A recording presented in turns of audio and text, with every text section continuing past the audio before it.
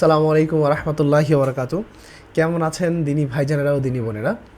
বর্তমান সময়ের খুব আলোচিত একটা বিষয় হচ্ছে মাদখালিজম। মাদখালি এই বিষয়টা আসলে কি, এবং এইটা নিয়ে প্রচুর অপবাদ দেয়া হয়, যে যা মন চায়। এবং ঘটনা হচ্ছে, যেহেতু মিথ্যা বেশি প্রচার প্রসার লাভ করে, বেশিরভাগ মানুষই ভিডিও দ্বারা নিয়ন্ত্রিত হয়, মানে দুনিয়াভিভাবে আমরা দেখতে পাই এবং মেনে নেয় যাচাই বাছাই ছাড়াই। তো যেহেতু আমার এই জায়গা থেকে আহলুসুন্নাহ ওয়াল জামাতের একজন ইমামকে নিয়ে অপবাদ দেওয়া হচ্ছে, তো সেই জায়গা থেকে বেশ খারাপ লাগা কাজ করছিল অনেক বছর থেকেই। তো ভাবছিলাম যে আসলে কিভাবে জবাব দিব। তো টুকটাক পড়াশোনা শুরু করি, আমার মতো মূর্খ এই জায়গা থেকে আমার জায়গা থেকে জবাব দেওয়ার চেষ্টা করবো ইনশাআল্লাহ। তো পর্বভিত্তিক আলোচনা করব। আজকে প্রথম পর্বের বিষয় হচ্ছে পরিচিতি। আচ্ছা, মাদখালি বিষয়টা আসলে কি? মাদখালি বিষয়টা আসলে মেইনলি নিসবত করা হয়, মেইনলি দেয়া হয় হচ্ছে আমাদের ইমাম শেখ রাবি বিন হাদি উমায়র আল মাদখালি রহিমাহুল্লার দিকে।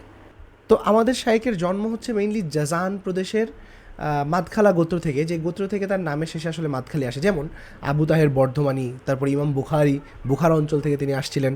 তো অঞ্চল ভিত্তিক যেই নামের একটা উপাধি থাকে, সেটাই হচ্ছে মাদখালি উপাধি। আচ্ছা, তো তিনি তার এলাকায় পড়াশোনা শেষ করেন, বেসিক পড়াশোনাগুলো শেষ করে তিনি মদিনা ইউনিভার্সিটিতে আসেন। মদিনা ইউনিভার্সিটিতে তিনি পড়াশোনা করেন, তারপরে তিনি কিং আবদুল আজিজ ইউনিভার্সিটি থেকে পিএইচডি এবং ডক্টরেট শেষ করেন। এবার উচ্চতর পড়াশোনা ছাড়াও একাডেমিক্যালি কথা যদি আমি বাদ দেই, তাহলে যেটা সবার আগে আসে, আমাদের বিংশ শতাব্দীর তিনটা মুজাদ্দিদ, যারা কিনা নিঃসন্দেহে সবথেকে বড় আলেম ছিলেন বলে সকলেই বলে থাকেন, তারা হচ্ছেন শেখ আব্দুল আজিজ বিন আবদুল্লাহ বিন বাজ রহমাল্লাহ, শেখ মোহাম্মদ নাসিরুদ্দিন আলবানী রহমাল্লাহ, শেখ মোহাম্মদ বিন সালেহ আল উসাইমিন রহমাহুল্লাহ হুমুল্লাহ তাআলা। তো এনারা তিনজনেরই খুব ঘনিষ্ঠ ছাত্র ছিলেন হচ্ছে আমাদের শেখ রাবি বিন হাদি উমার আল মাদখালি রহিমাহুল্লাহ। এবং আল্লামা নাসিরুদ্দিন আলবানী রহিমাহুল্লাহর খুব ঘনিষ্ঠ একজন ছাত্র ছিলেন হচ্ছে শেখ রাবি বিন হাদি উমার আল মাদখালি রহিমাহুল্লাহ। এখন আমরা যারা এই বিষয়গুলো জানি না যে আসলে শিক্ষকের নাম কেন মেনশন দিলাম, তাদের উদ্দেশ্যে কিছু কথা হচ্ছে, শিক্ষকের দ্বারাই মেনলি ছাত্রদের সম্পর্কে জানা যায়। আমাদের ইসলামের ইতিহাসে যদি আমরা পড়াশোনা করি, তখন আমরা দেখতে পাই যে শাইখুল ইসলাম ইবনে তাইমিয়া রাহিমাহুল্লাহর ছাত্র ধরে ইমাম আব্দুল কাইয়িম, তারপরে যারা এই সিলসিলা ধরে চলে আসছেন, উস্তাজের দ্বারা মেনলি বোঝা যায় যে তার ছাত্র কেমন কিংবা কোথায় কী গেছে। তার যে একটা সিলসিলা, তার যে সনদ, তার সম্পর্কে যে অনুমতি, এটা অনেকে দিয়ে দিয়েছেন। তার যে এই তিনজন মুজাদ্দিদ, এটাই বলা যথেষ্ট। এরপরও শেখ সালেহ আল ফাউজান, শেখ সালেহ আল লুহাইদান সহ রহিমাহুল্লাহ, হাফিজাহুল্লাহ, এনারা ছাড়াও আরও অনেক অনেক আলেম এনার সম্পর্কে বলেছেন যে না, ইনি বিশ্বাসযোগ্য, তদন্ত করে যাচাই বাছাই করে। এই চুনোপুটি ভ্রান্ত আলেম না কিন্তু এনারা। এনারা হচ্ছে বর্তমান বিশ্বের এবং গত বিংশ শতাব্দীর সব থেকে দামি আলেম যারা ছিলেন, তারা এনাকে সার্টিফাইড করেছেন। আচ্ছা, তো এইটা ছিল হচ্ছে তার সংক্ষিপ্ত পরিচিতি। এখন এই প্রত্যেকটা পরিচিতির জন্য আপনি অনলাইনে কষ্ট করে যদি একটু খোঁজেন, আপনি পাবেন। নিজে থেকে তাকে নিয়ে আমি কোনো কথা বলিনি। আমি যা বলছি সব বর্তমান সময় এবং আমাদের বিংশ শতাব্দীর যারা মুজাদ্দিদ ছিলেন তাদের কথা থেকে। যারা চাবেন ভিডিও, তাদের কাছে আমি ইনশাল্লাহ ইনবক্সে অথবা কমেন্ট সেকশনে দিয়ে দিব। একটা গেল হচ্ছে তার একাডেমিক্যালি পড়াশোনার একটু জানানো ইনফরমেশন। দ্বিতীয় বিষয় গেল তার উস্তাজ কারা ছিলেন এবং তাকে সার্টিফাইড কারা করেছেন। এবার আসি 3 নাম্বার বিষয়, যেইটার দ্বারা মেইনলি তাকে মাদখালি বলা হয়, মাদখালি দিয়ে দরবারি আলেম বোঝানো হয়। মেইনলি আমাদের শেখ রাবি বিন হাদি উমার আল মাদখালি রহিমাহুল্লাহ, তিনি ছিলেন বিদাতিদের জম। অর্থাৎ তিনি সব সময় আমৃত্যু কুরআন সুন্নাহ ভিত্তিক পথে চলেছেন, সালাফদের বুঝ অনুযায়ী, অর্থাৎ প্রথম 3 প্রজন্মের বুঝ অনুযায়ী চলেছেন, এবং সেই সিলসিলা ধরে যত ইমাম চলে আসছেন তাদের বুঝ অনুযায়ী তিনি চলেছেন, এবং বিদাতকে তিনি ঝেঁটিয়ে দূর করেছেন। এখন ঘটনা হচ্ছে, যারা বিদাতি, যারা খারেজি, এদের কিন্তু এই জিনিসগুলো সহ্য হয়নি।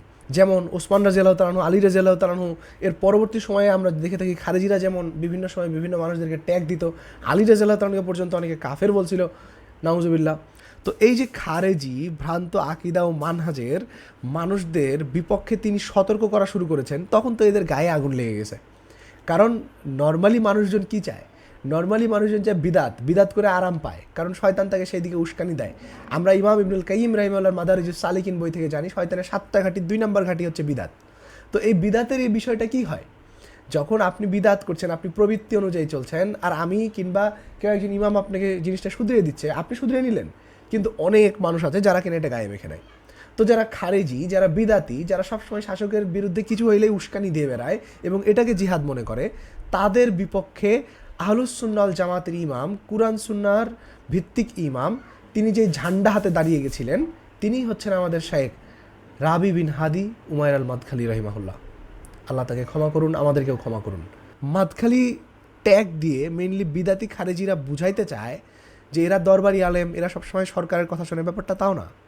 শেখ রাবি বিন হাদি উমাইর আল মাদখালি রহিমাহুল্লাহ উনি কিন্তু স্পষ্ট বলেছেন যে আইনগুলা সরকারের সাথে যায়, যে আইনগুলা সরকারের সাথে যায় এবং ইসলামের সাথে যায় সেটা মানতে হবে। যে আইনগুলা ইসলামের সাথে যায় কিন্তু সরকার তার বিপরীতে বলে সেটা মানা যাবে না। কিন্তু তার মানে এই না যে সরকারের বিপক্ষে বিদ্রোহ করতে হবে। তো বিদ্রোহ করার বিষয়টা, খুরুজ করার বিষয়টা তিনি সতর্ক করেছেন। হ্যাঁ, করা যায়, খুরুজ করা যায়, দুইটা শর্তে। শেখ আব্দুল আজিজ বিন আবদুল্লাহ বিন বাজ রহমাল্লাহ দুইটা শর্ত দিয়েছেন। তো সেটা এখানকার আলোচনা নয়। আমার আলোচনা হচ্ছে তার পরিচিতি, যেটা আমি তুলে ধরলাম। তার মেইন পরিচয় ছিল তিনি বিদাতি খারেজি ভ্রান্ত আকিদা ও মানহাজের জম ছিলেন। আর যুগে যুগে যারাই বিদাতি ভ্রান্ত আকিদা ও মানহাজের জম ছিল তাদেরকেই বিভিন্ন নাম দেওয়া হয়েছে। সেটা আপনি ওহাবিই বলেন, সেটা আপনি মাদখালিই বলেন, কিংবা সেটা আপনি আহলে হাদিসই বলেন, যাই বলেন। যারা বলে থাকে যে শেখ রাবি বিন হাদি উমাইর আল মাদখালি রহিমাহুল্লাহ তিনি ঐক্য নষ্ট করেছেন, তাদেরকে নিয়ে একটা খুব সুন্দর জবাব দিয়েছেন আমাদের শেখ ফালা মন্দেকার রহিমাহুল্লাহ। তিনি বলছিলেন যে রাসূল সাল্লাল্লাহু আলাইহি সাল্লামও বিভাজন করেছেন, হক আর বাতিলের বিভাজন করেছেন, কুরআন সুন্নাহ সাথে বাতিলের বিভাজন করেছেন। তা আমাদের শেখ, আমাদের ইমাম শেখ রাবি বিন হাদি উমাইর আল মাদখালি রহিমাহুল্লাহ তাই ছিলেন। তার মারা যাওয়াতে আমরা ব্যথিত। তার মারা যাওয়াতে যে শূন্যতা তৈরি হয়েছে সেইটা পূরণ হওয়ার না। আরও একটা জিনিস বলে রাখা ভালো, আমরা কাউকে অন্ধভাবে মেনে নিই না, মানুষ মাত্রই ভুল থাকে। কিন্তু আমার যোগ্যতা নাই আমি তার ভুল নিয়ে আলোচনা করব। মেইন বিষয় হচ্ছে আমরা তার ভুলগুলা মানব না এবং আমরা তার সঠিক বিষয়গুলো মেনে নিব। কারণ রাসূল সাল্লাল্লাহু আলাইহি সাল্লাম ছাড়া যে কারো কথা ফেলে দেওয়া যায়, যে কারো কথা নেওয়া যায়।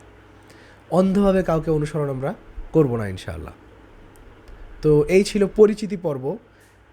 ইনশাআল্লাহ সামনে আরও সুন্দরভাবে একে একে বিভিন্ন প্রশ্নের জবাব দেওয়ার চেষ্টা করা হবে। আসসালামু আলাইকুম ওয়া রাহমাতুল্লাহি ওয়া বারাকাতুহু।